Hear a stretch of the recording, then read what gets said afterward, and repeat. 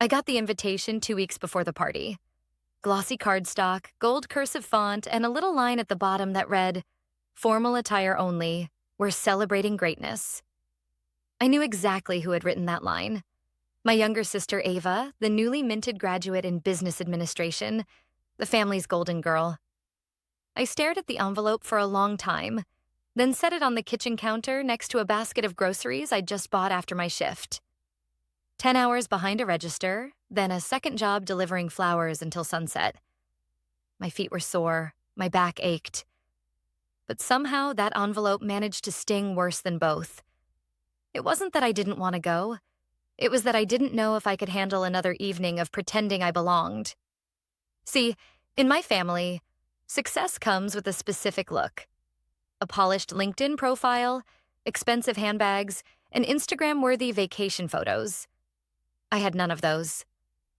What I did have was rent paid on time, groceries in the fridge, and a younger brother whose college fees I quietly helped cover when Dad forgot to. But none of that counted. Not to them. My mom called a few days later, voice sweet but rehearsed. "Kelly, I hope you'll come. Ava really wants you there." That was a lie. Ava hadn't said a real word to me in months. Not since Christmas, when I showed up in my work uniform because I didn't have time to change. She made a joke about my branded polyester couture as she opened a Dior gift set. Everyone laughed, but I still said yes, because that's what I do. I show up. The day of the party, I borrowed a dress from a friend at the flower shop. It was a bit tight in the chest and loose at the waist, but it was black and elegant and not a uniform, so it would do. I curled my hair, wore lipstick. I even took the night off both jobs, which meant I'd lose money, but I told myself it was worth it. The party was held at a rented rooftop in the city. White linens, champagne towers, a jazz band. I walked in alone. No one noticed. Not at first. Then Ava spotted me. She walked over in a satin dress that probably cost more than my rent, heels clicking confidently on the stone floor. "Kelly," she said, air kissing both cheeks like we were strangers who only knew each other from mutual friends. "You look good," she said with a smirk that didn't quite reach her eyes. I smiled, tight-lipped. "You too." She turned before I could say more. That was Ava. Quick exits, even quicker judgments. I found a seat near the back, alone. No one asked me to join their table. I wasn't surprised. The champagne flowed, speeches were made. Ava's professors, her friends, even her old debate coach stood to talk about how she was going places, how she had drive, how the world better be ready. No one mentioned that she'd failed 3 math classes before Dad paid for a private tutor. No one mentioned how she'd crashed Mom's car and blamed a valet. But that's not how family stories work. We edit, we polish. Then came dinner. I ate slowly, savoring the overpriced food I hadn't paid for. Just as I reached for my glass of water, Ava stood up. She tapped her glass lightly with a spoon. "I just want to thank everyone for coming," she said, voice clear, rehearsed, perfect. "It means so much to have you all here as I celebrate the end of one chapter and the beginning of another." Polite applause. She looked around, then paused, eyes locking on me. "And of course," she added, "I want to thank my family, especially my big sister Kelly." I froze. She's taught me a lot. Like how to keep a job for 12 years and never get promoted. Laughter.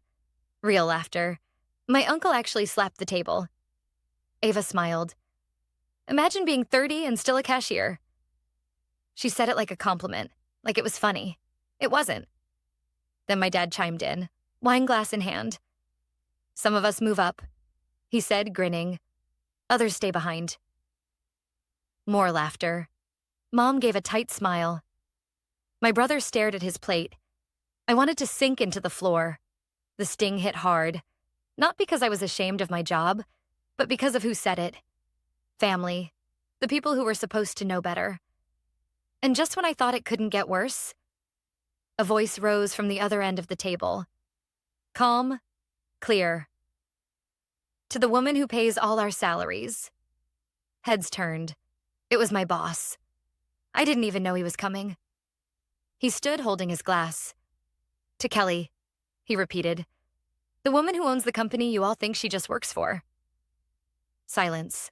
Absolute, deafening silence. Ava's smile dropped. My father blinked. Forks paused midair. I sat frozen, heart racing, the weight of years pressing down and lifting all at once. I didn't know it then, but that night was going to change everything. The silence after my boss's toast felt like it had weight. Not the awkward kind that comes when someone forgets a line in a speech, but the kind that cracks through a room like a storm splitting open a calm sky. I didn't move. I couldn't. My hand hovered above my plate, my heart pounding like I had just been thrown into the center of a stage with no script. "To Kelly," my boss repeated, glass raised, eyes locked on mine. "The woman who built our logistics system from scratch. The woman who saved our company over $2 million last year by restructuring our supply chain during a crisis. The one who quietly made sure every one of you got your deliveries on time, even if you never knew it." The room stayed still. My dad slowly set his wine glass down. Ava opened her mouth, then shut it again. My boss took a sip and sat back down like nothing had happened. Just casually dropped a truth bomb in the middle of a party and left the crater behind. I looked around the room and saw confusion, then embarrassment, from the very people who had laughed just moments earlier. Still, no one said a word. Ava gave a quick laugh, forced and brittle. "Wow, that was dramatic." No one laughed this time. The band played softly in the background again, like even they weren't sure what to do. I glanced at my mother. Her face was unreadable, but I could see her fingers tightening around her napkin. And my sister? She looked like someone had poured sour wine into her champagne. I wanted to say something. Anything. But I didn't. Not because I was afraid, but because the moment was already louder than anything I could add to it. Sometimes silence does the talking for you. So I reached for my water and drank slowly, like nothing had happened. Because the truth is, they all forgot who I really was. They remembered the cashier part. Yes. The uniform, the scanner, the way I smelled faintly like cinnamon rolls from my weekend bakery shifts. But they forgot what I did after work, who I became when the apron came off. They forgot the night shifts I worked teaching myself Excel, then advanced supply chain logistics, while Ava was out partying with the same friends now clinking glasses on her behalf. They forgot how I started my own logistics company from scratch, using YouTube tutorials, a beat-up laptop, and a couch that doubled as my bed for a year. They forgot how I built a client base through word of mouth and relentless reliability, how I reinvested every dollar instead of buying myself anything new, how I stayed small on purpose so I could stay lean and flexible and ahead of the corporate dinosaurs. And they never knew, because I never told them. Why would I?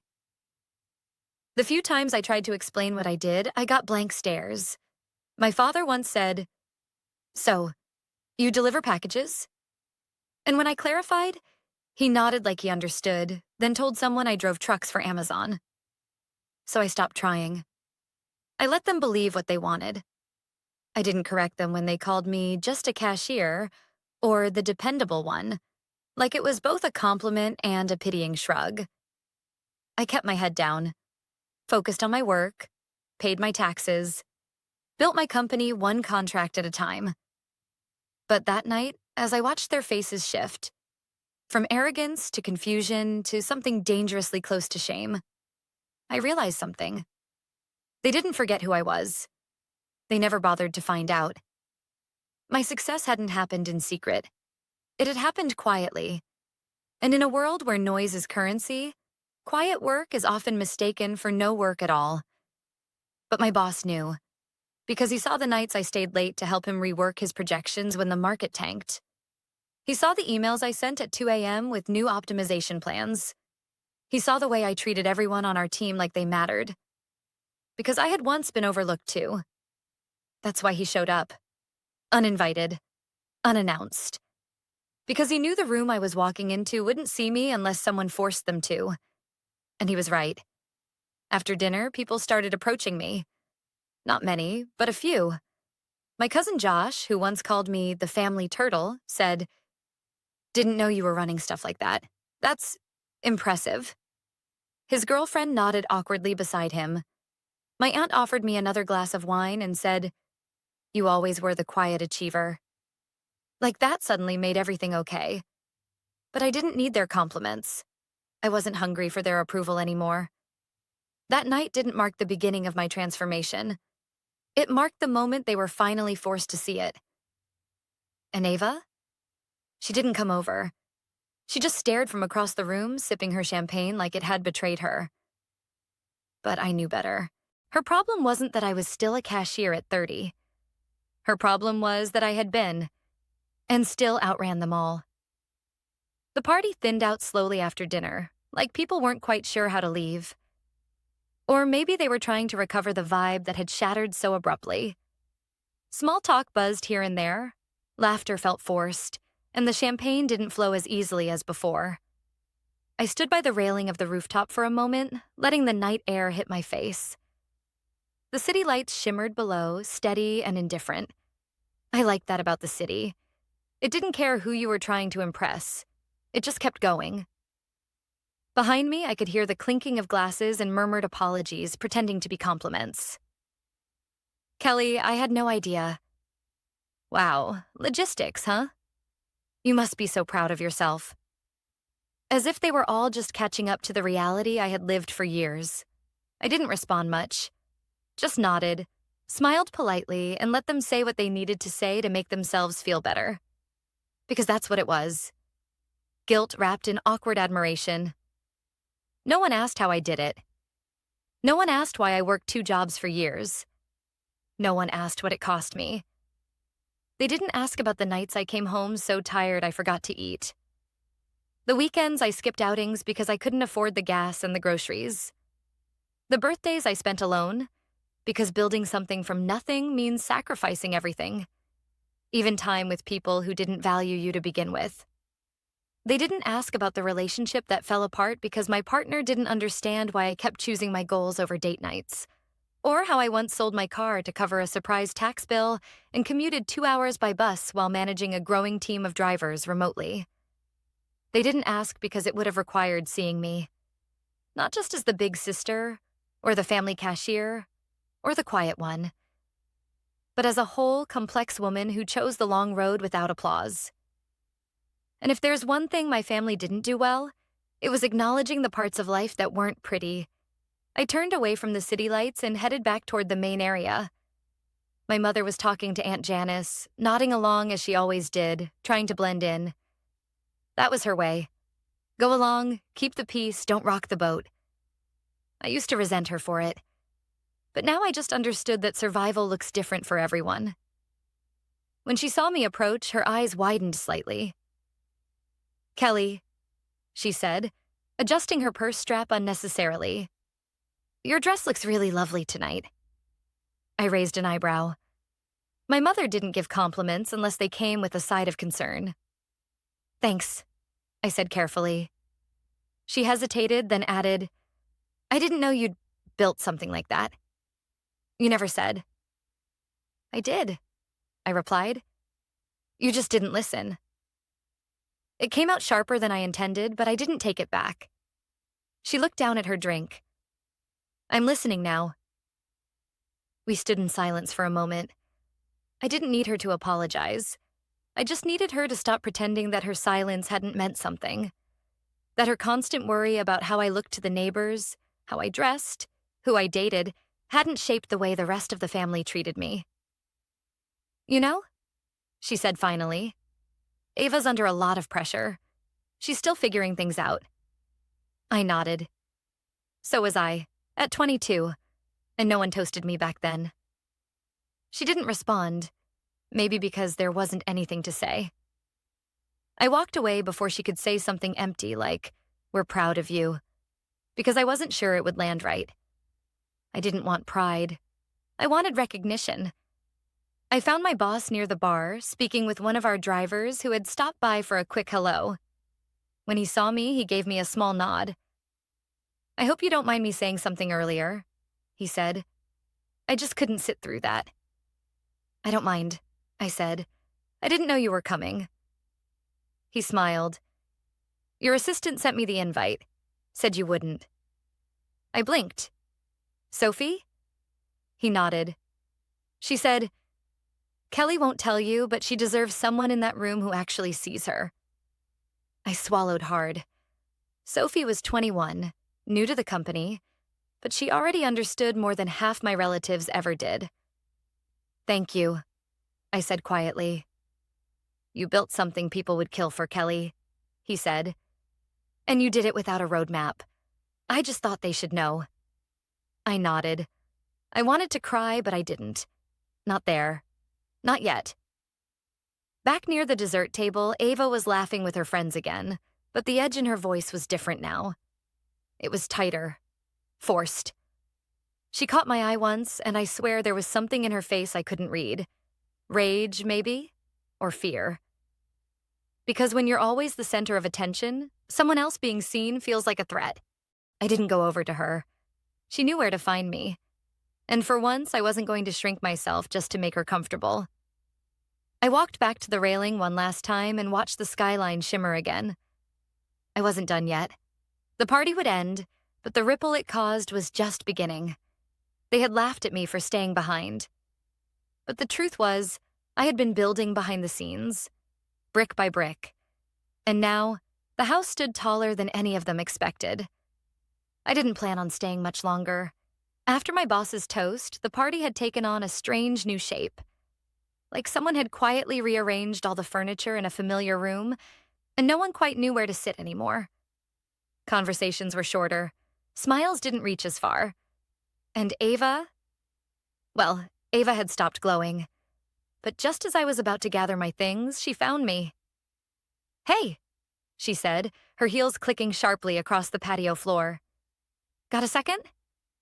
I turned, surprised. Her voice didn't have the usual edge. If anything, it sounded hesitant, like she'd practiced this approach in the mirror and wasn't sure it would land.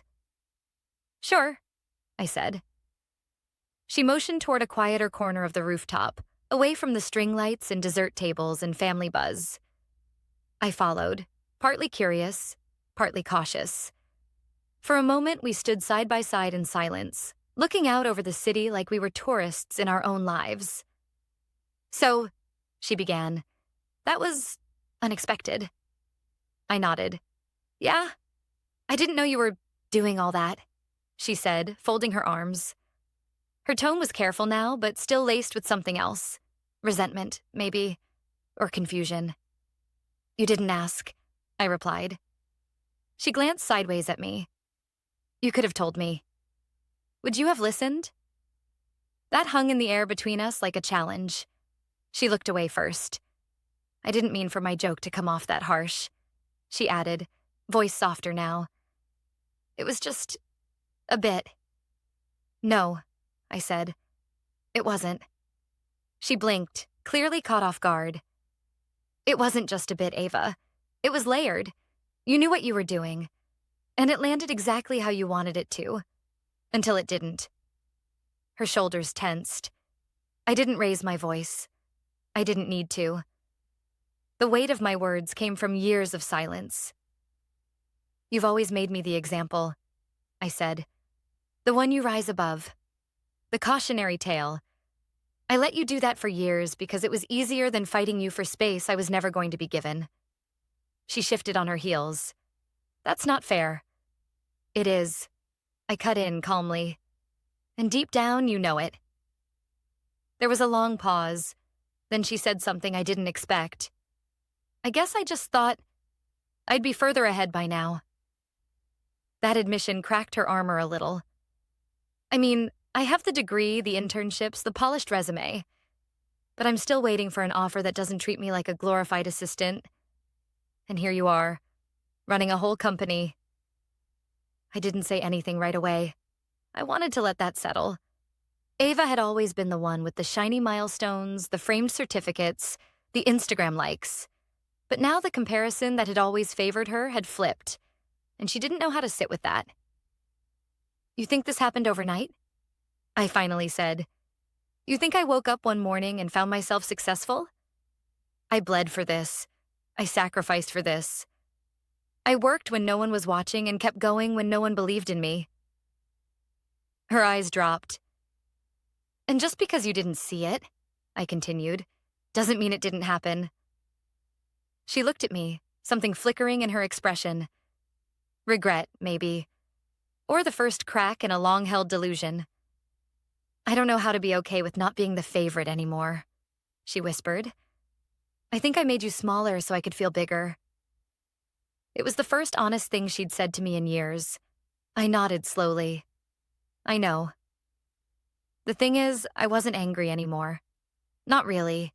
What I felt was something colder, something cleaner. Clarity. I wasn't standing here waiting for her apology. I didn't need her validation. What I needed was exactly what I'd already given myself. The freedom to walk into any room without shame. You don't have to be the favorite, I said quietly. You just have to be real. She didn't respond. Just stood there, hands clenched as if holding back all the things she wasn't ready to face. I should get back, I said, turning to leave. Kelly? I paused. Do you think we'll ever be close again? I thought about that for a moment. I think we never really were, I said gently. But maybe someday, we could start something real. If you want that. She nodded, slowly.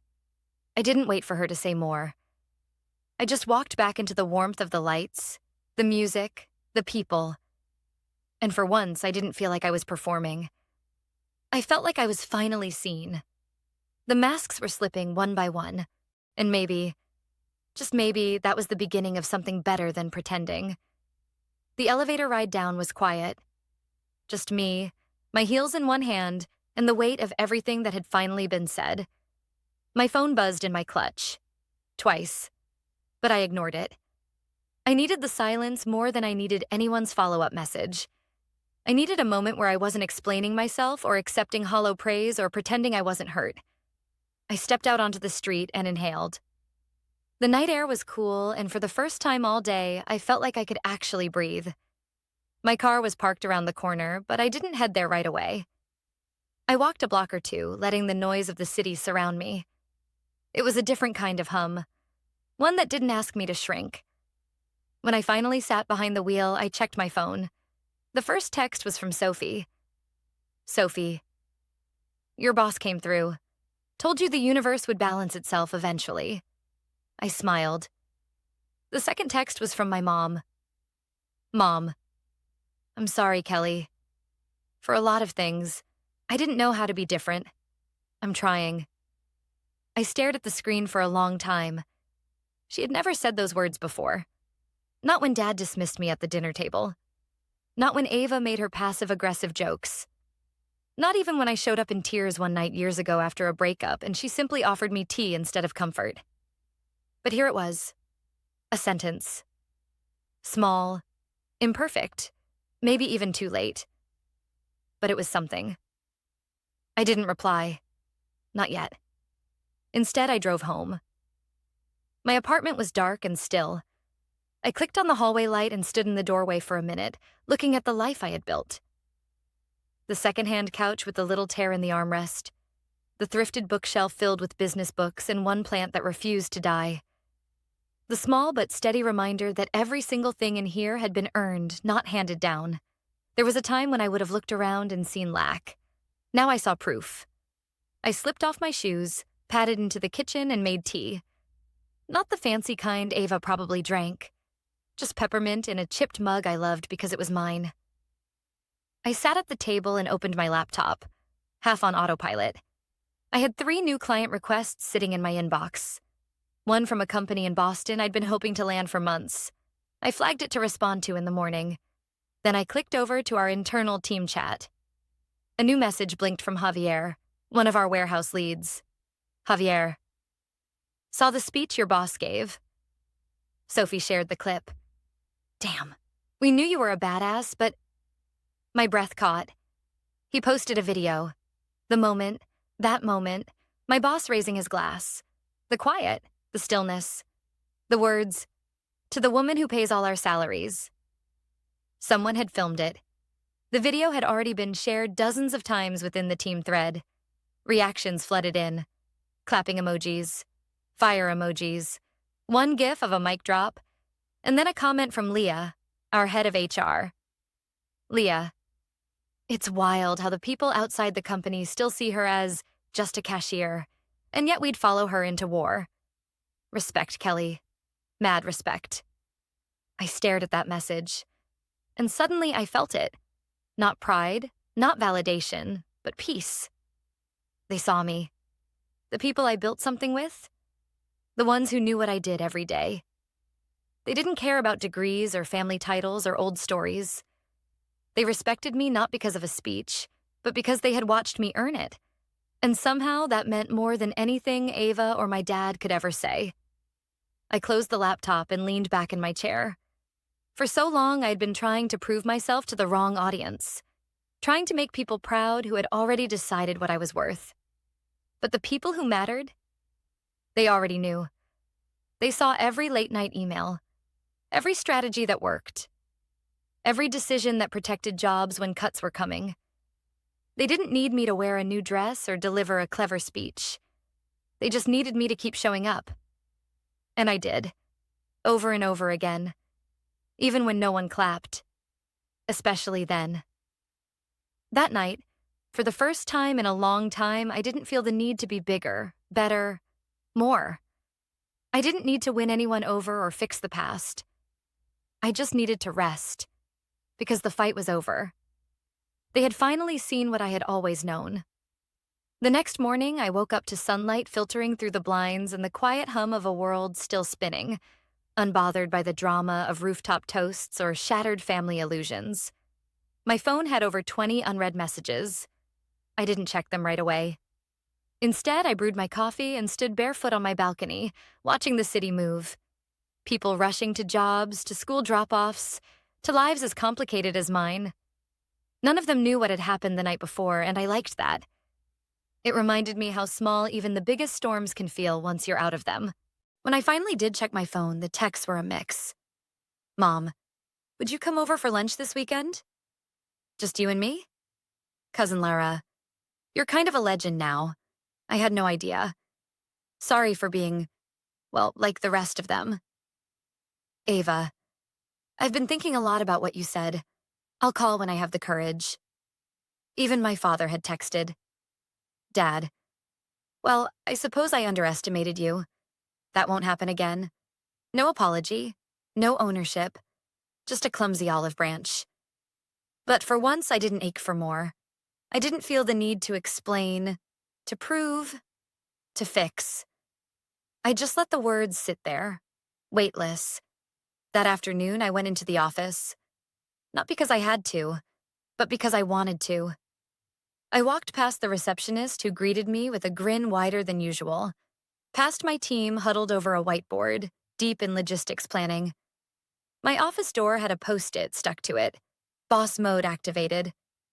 "Sophie," I laughed. For the first time, I let myself really laugh. Inside, everything was as I'd left it. Tidy, organized, mine. I sat at my desk, ran a meeting, approved a new hire, then spent 15 minutes helping a junior analyst figure out a pricing error. She apologized twice for not getting it sooner. I told her what no one ever told me. It's okay. We learn. That's how we grow. And I meant it. At lunch, Sophie knocked on my door. "You good?" she asked. I nodded. "I'm more than good." She sat down. "I wasn't sure if I overstepped by inviting your boss to that party." "You didn't," I said. "You gave me a moment I didn't know I needed." "Yeah," she said, smiling. "It was kind of badass." We both laughed again. Later that day, I got a call from a new client. Big one. National chain. Said they'd seen the video, heard about our company from a mutual contact, and wanted to talk about a multi-state deal. Funny how visibility works. I had built something extraordinary in the shadows. But it took one spotlight moment for the world to turn its head. That evening, I went home, Kicked off my shoes and made a simple dinner. Just toast and soup and my favorite playlist humming softly in the background. It wasn't glamorous, but it was mine. And I realized something, standing there with a wooden spoon in one hand and music floating through the apartment. I had spent years shrinking, not because I wasn't proud of who I was, but because I thought my value had to be wrapped in silence. That if I worked hard enough and kept my head down, eventually someone would notice. But the truth is, silence never saved me. I did. Not with speeches or drama or clapbacks, but by showing up, over and over, by building when no one believed, by choosing purpose over performance. That graduation party? It didn't change me, it just revealed me. To them, and to myself. Ava and I still weren't close. We might never be. But that no longer felt like a wound. It just felt like truth. Some relationships aren't meant to be fixed. They're meant to teach you where to draw your line. My mother and I had lunch that weekend. We talked, really talked, for the first time in years. She listened more than she spoke. And when I stood to leave, she hugged me tighter than I expected. She didn't say sorry again, but I didn't need her to. The silence had finally shifted. I still get texts from people who were at that party. Some say they regret laughing. Some say they admire me. Some ask for advice. And some just say thank you. But here's the thing. I don't live for their thanks. I live for the version of me who once sat in a break room at 11 p.m. with sore feet and a dream so fragile it felt ridiculous. The woman who didn't quit, who didn't shrink, who refused to be defined by what people saw on the surface. That's who I do it for. That's who I honor. And if you're reading this, if you've ever been underestimated, dismissed, made the joke, or felt like you had to apologize for your survival, I want to tell you something I wish someone had told me sooner. You don't need to get louder to be heard. You just need to stop shrinking. Your story is enough. Your strength is enough. You are enough, just as you are. And if someone ever tries to laugh at that again, let them. And then, like I did that night, stand up, look them in the eye, and walk out steady, head high, heart whole. Because the best revenge isn't a comeback. It's never having needed their approval in the first place.